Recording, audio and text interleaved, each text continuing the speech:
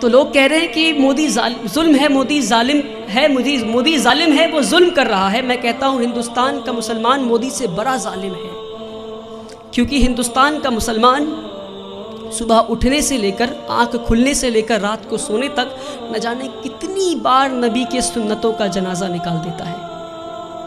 ہمارے نبی اپنے صحاباؤں کے ساتھ ایک بار گزر رہے تھے راستے سے، راستے میں انہیں ایک پتھر دکھا، نبی پتھر کو پکڑتے ہیں اور راستے کے کنارے میں پھینک دیتے ہیں اور کہتے ہیں اپنے صحاباؤں سے کہ اگر تمہیں راستے میں کوئی رکاوٹ دکھے تو تم اسے ہٹا دو تاکہ تمہارے بعد جو آئے اسے پریشانی نہ ہو۔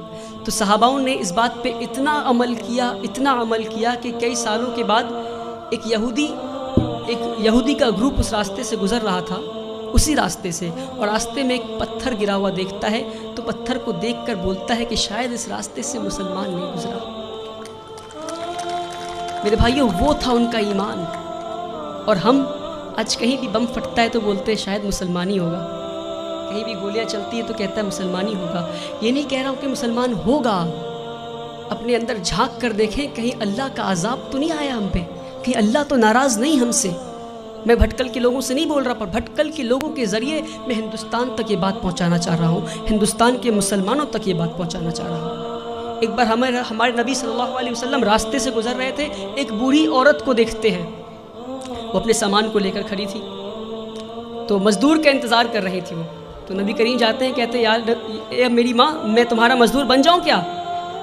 وہ پورے کائنات کے سردار مزدور بننے کو تیار ہو گئے، اور آج ہم اگر کوئی جوتا پلٹ رہا ہوتا ہے تو اسے سیدھا نہیں کر سکتے۔ یہ ہمارے مسلمانوں کی آج وہ عقر ہے، پتہ نہیں کس بات کی عقر میں جی رہے ہیں، جس کی امت اس بات کی عقر میں جی رہی ہے، اس کا رسول دوسروں کی مزدوری کرنے کو تیار ہو گیا تھا۔ کہتے ہیں اے ماں جی میں مزدور بن جاؤں تمہارا؟ ماں جی کہتی ٹھیک ہے، وہ بوڑھی عورت کہتی ٹھیک ہے، تو مجھے مکہ کے باہر چھوڑ دو۔ نبی کریم اس بوڑھی عورت کو مکہ کے باہر چھوڑنے جاتے ہیں، راستے میں بوڑھی عورت کہتی کوئی محمد آیا ہے، کوئی جادوگر ہے، اور گالیاں دینے لگتی محمد صلی اللہ علیہ وسلم کو۔ نبی کریم پیار سے شانتی سے مسکراتے ہوئے ان کی بات سنتے ہیں، مکہ کے باہر لے جا کر چھوڑ دیتے ہیں۔ اور جب واپس ہو رہے ہوتے ہیں تو بوڑھی عورت پوچھتی ہے ارے بیٹا تو نے میری مزدوری کی ہے، مزدوری تو لے جا۔ کہتے نہیں رہنے دو ماں۔ تو کہتے اچھا اپنا نام تو بتا جا۔ تو کہتے میرا نام محمد ہے، وہی محمد جسے تو گالی دے رہی تھی۔ میرے پیارے بھائیوں، ہم اس نبی کی امت ہے، اس بات کو نہ بھولیں۔ ہمارے نبی سے زیادہ بڑا مثال سیکولرزم کا اس دنیا میں نہیں ہے، جس نے مزدوری کی اس غیر قوم عورت کی جو ان کو گالیاں دے رہی تھی، مسکراتے ہوئے اس کا کام کر دیا۔ اس نبی کی امت ہے ہم۔ جب طائف میں گئے تو انہیں اتنی پتھر ماری گئی کہ ان کا جوتا مبارک خون سے بھر گیا۔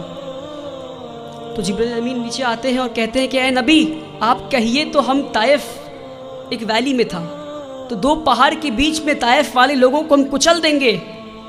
ہمارے نبی گھائل حال میں بھی پتھر کھا کے بھی کہتے ہیں میں تو یار رحمت کے لیے آیا ہوں۔ میرے بھائیوں، ہم اس نبی کی امت ہے، اس بات کو ہم نہ بھولیں۔ جس دن مسلمان اپنے نبی کی سنتوں کا جنازہ نکالنا بند کر دے گا، اس دن ہماری تقدیر بدل جائے گی انشاءاللہ۔ اللہ تعالی ہندوستان اور اہل ہندوستان کے دلوں میں اسلام کے لیے عزت اور مسلمانوں کے لیے پیار بخشے۔ اللہ تعالی اس دیش میں امن اور شانتی قائم کرے۔ وآخر الدعوانا والحمدللہ۔